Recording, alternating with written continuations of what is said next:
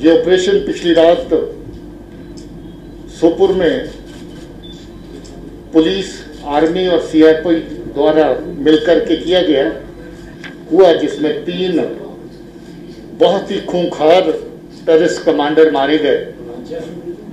और ये तीनों के तीनों अपने आप में कमांडर थे, क्योंकि बड़े लंबे अरसे से बहुत तरह के टेरर क्राइम को ये अंजाम दे रहे थे।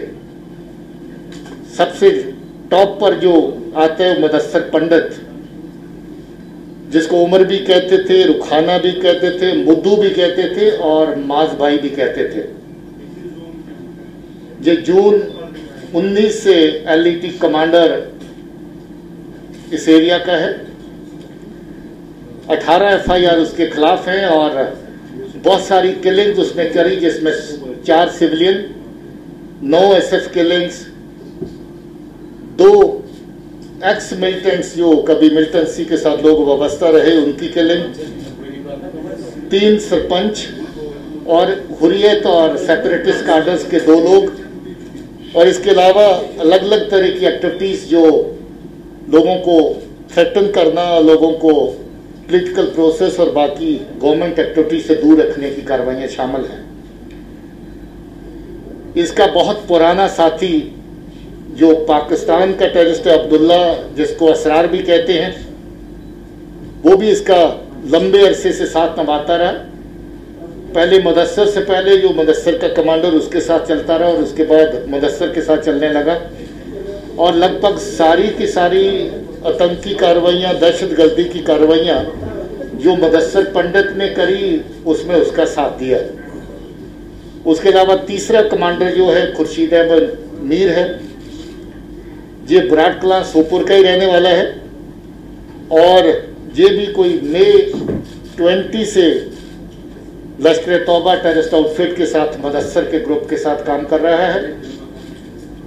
और इसके सर पे भी 6 FIR, 7 killing, 2 grenade attack, 7 SF की किलिंग और 2 ग्रेनेड अटैक और 5 सिविलियंस की किलिंग्स हैं।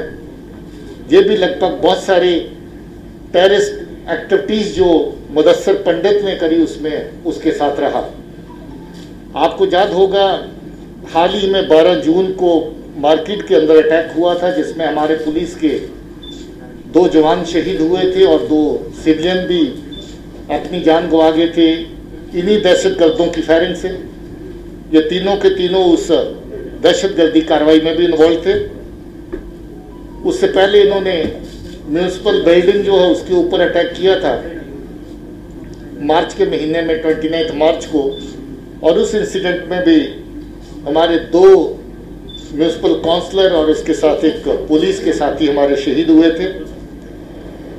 मुदस्सर पंडित ने बहुत अरसा पहले, जब एब्रोगेशन के बाद इमीडिएटली दहशतगर्दों ने लोगों की आवाज़ को दबाना शुरू किया, लोगों के मूवमेंट को दबाना शुरू किया।